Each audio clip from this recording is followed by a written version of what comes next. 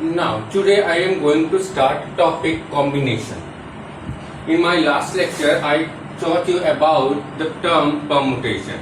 So, what is the difference between permutation and combination? The definition of combination is a combination is an unordered collection of objects taken some or all at a time. यानी कि देखो हमने यहाँ दो चीजें देखो बिल्कुल differ हो गई परमुटेशन से. परमुटेशन में आया करता था a permutation is an ordered arrangement और यहां क्या आ गया a combination is an unordered collection of objects taken some और ऑल एट ए टाइम. देखो अब जैसे मैं आपको एक छोटा सा एग्जांपल देता हूं. मैंने दो एलिमेंट लिए ए और बी.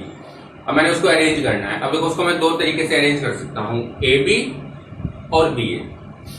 लेकिन अगर मुझे सिलेक्शन करना हो ए और बी में तो मैं क्या करूंगा, सिलेक्शन ए और बी, ए बी बस. इसके अलावा कोई सिलेक्शन तो हो नहीं सकता. ये तो यानी कि मैं ए बी कहूं और बी ए कहूं, ठीक है ना. ये तो अरेंजमेंट हो गया. तो कलेक्शन क्या हुआ, हमने दो लोगों को सिलेक्ट करना है, हमने ए और बी को सिलेक्ट कर लिया. तो there is only single option we have, that is AB. But in case of permutation we have two cases, AB and BA. So this is a major difference between permutation and combination. अब इसका formula क्या है, the number of combinations of R objects that can be selected from n different objects, जहाँ R जो है lie between 0 and n is given by NCR is equal factorial n upon factorial R into factorial n minus R. क्या है, NCR is equal factorial n upon factorial r into factorial n minus r. अब देखिए relation क्या है permutation और combination में. हमने number of permutation का फॉर्मूला पढ़ा factorial n upon factorial n minus r. हमने इसमें क्या किया, फैक्टोरियल आर से मल्टीप्लाई डिवाइड कर दिया. जैसे मैंने फैक्टोरियल आर से मल्टीप्लाई डिवाइड किया तो जो ये पोर्शन है आपका, ये पोर्शन क्या बन गया, NCR, यानी कि ये फॉर्मूला इंटू फैक्टोरियल आर. तो इसका मतलब नंबर ऑफ परमुटेशन किसके इक्वल हो गए, number of combination into factorial r. इसके बाद कुछ पर्टिकुलर केस है कि if r is equal n then value of NCR that is NCN. So NCN is equal factorial n upon factorial n into factorial n minus n, that is n से n cancel, तो 1 upon factorial 0, factorial 0 की value होती है 1, तो result आ गया 1. ऐसे ही अगर NC R की जगह 0 हो तो NC 0 की वैल्यू भी जब आप फाइंड आउट करते हैं तो रिजल्ट क्या आता है, 1 आता है. अब एक केस है मेरे पास NCN minus R. NCN minus R किसके इक्वल होगा, हमने कॉम्बिनेशन का फॉर्मूला अप्लाई किया factorial n minus R factorial n minus n minus R. तो यहां से n से n कैंसिल हो गया, रह गया R, तो बन गया factorial n upon factorial n minus R into factorial R. तो यहां से तो ये फॉर्मूला बन गया NCR का. तो it means NCN minus R किसके इक्वल हो गया, NCR के. नंबर ऑफ परमुटेशन किसके इक्वल हो गई, number of combination into factorial R. आप इसका स्क्रीनशॉट ले सकते हैं, ले लीजिए, आप स्क्रीनशॉट ले लीजिए इसका.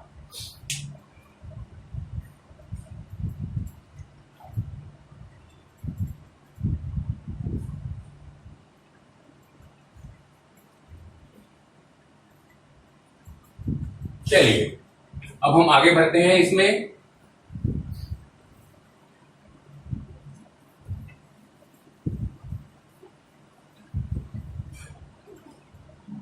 अब एक दो फॉर्मूले और हैं, जैसे if NCX is equal NCY, NCX is equal NCY. अब देखिए इसको हम क्या लिख सकते हैं, either then either x is equal y या फिर इन दोनों का सम किसके इक्वल होगा, n के. If NCX is equal NCY then we can say that either x equal y or x plus y is equal n. Now Pascal rule.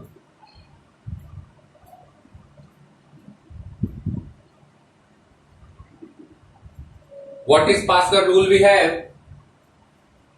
NCR r plus n c r minus one is equal n plus one c r. ये formula है बेटा, ये questions में use होगा और इसका proof भी बड़ा इंपॉर्टेंट है। इसका प्रूफ भी करवा रहा हूं मैं आपको। NCR plus NCR minus one is equal n plus one c r. अब देखिए कैसे होगा।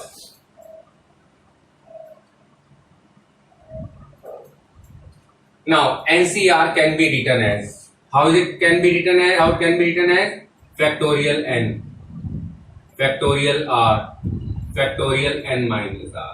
फॉर्मूला अप्लाई कर दिया कॉम्बिनेशन का। ऐसे ही factorial n, factorial r minus one, factorial n minus r plus. Now अब देखिए आप नेक्स्ट स्टेप में आप क्या करने वाले हैं, यहां हम क्या करने वाले हैं। देखिए यहां है फैक्टोरियल आर और यहां है फैक्टोरियल आर माइनस वन। इन दोनों में जो लार्जर वैल्यू है वो है फैक्टोरियल आर।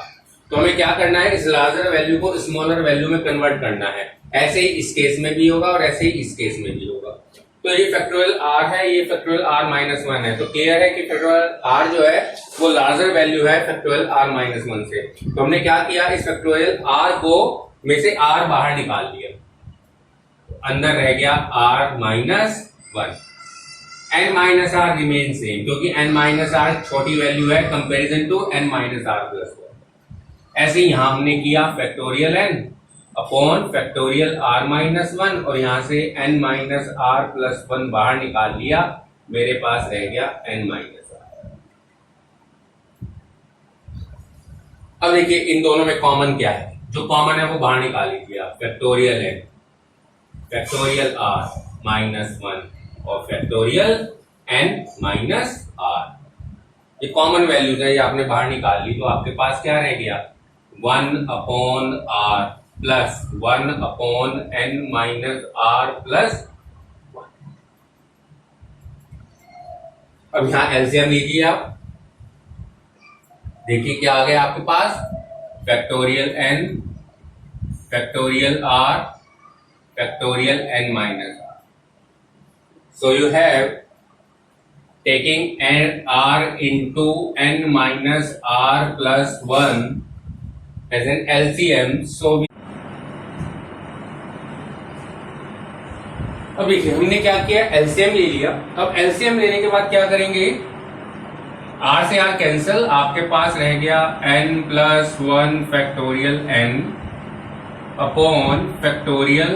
देखिए ये r जो है ये फैक्टोरियल r माइनस वन के साथ चला गया, और n minus r plus one with n minus r। So the final result become n plus one upon factorial r factorial n minus r plus one. n plus 1 into factorial n become factorial n plus 1, r into factorial r minus 1 become factorial r, and n minus r plus 1 into factorial n minus r become n minus r plus 1. So this particular term can be written as n plus 1 factorial r, n plus 1 minus r। मैंने place change कर दिया बेटे r और 1 का। So the result become n plus 1 CR. So this is the final result you have. This is Pascal rule, और ये questions में direct use होगा बेटा। चलिए आपने इसका स्क्रीनशॉट लेना चाहे तो ले सकते हैं आप।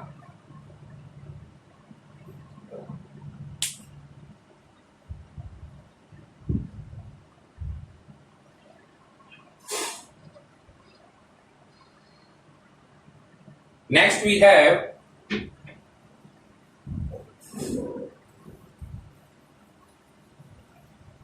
exercise 7.4.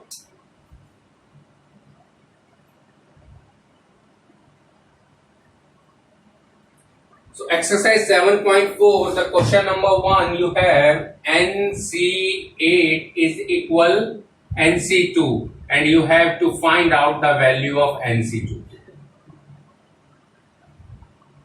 Now, as NC8 is equal NC2, the same formula we have NCX is equal NCY। अब देखिए यहाँ दो केस हो सकते हैं, मैंने आपको बताया था, या तो x y के इक्वल होगा या इन दोनों का सम n के इक्वल होगा। और देखो यहाँ 8 2 के इक्वल तो हो नहीं सकता, तो इसका मतलब क्या हो गया कि जो n है वो 8 प्लस 2 यानी कि 10 के इक्वल। अब देखिए आपने n की वैल्यू निकाल ली, मतलब आप NC2 बड़े आराम से निकाल सकते हैं। तो NC2 it means 10C2। Value of 10C2 is factorial 10 factorial 2 factorial 8, 10 minus 2 8, so it becomes 10 9 factorial 8, 2 into 1 factorial 8, factorial 8 cancel, so 90 upon 2 that is 45. This is the result of the question. Now next question we have question number 2, 2NC3 ratio NC3 is equal 12 ratio 1. The first part of question setting. 2NC3 ratio NC3 is equal 12 ratio 1. अब आपने इसमें क्या find out करना है, आपने n find out करना है। तो n फाइंड आउट करने के लिए आप क्या करेंगे, यहाँ फॉर्मूला अप्लाई करेंगे। अब देखिए कैसे, 2NC3 को आप क्या लिख सकते हो, factorial 2n factorial 3 factorial 2n minus 3, और NC3 अपॉन में क्योंकि रेशियो है तो factorial n factorial 3 factorial n minus 3 is equal 12 upon 1। अब देखिए फैक्टोरियल 3 से फैक्टोरियल 3 कैंसिल हो गया आपके पास। अब देखिए आप क्या करेंगे, 2n को फैक्टोरियल 2n को फैक्टोरियल 2n माइनस 3 तक ओपन करेंगे, ऐसे ही फैक्टोरियल n को फैक्टोरियल n माइनस 3 तक ओपन करेंगे। करिए 2n 2n minus 1 2n minus 2 factorial 2n minus 3 upon factorial 2n minus 3. Similarly, factorial n minus 1 n minus 2 factorial n minus 3 upon factorial n minus 3 is equal 12. Cancelled with this one, n cancelled with n, taking 2 common from this, so we have 4 into 2n minus 1 n minus 1 upon n minus 1 n minus 2 is equal to 12. 4 3s are 12, n minus 1 n minus 1. So result is 2n minus 1 is equal 3n minus 6. So final result n equal 5. So this is the result of this particular question. So you can take a screenshot of this screen also.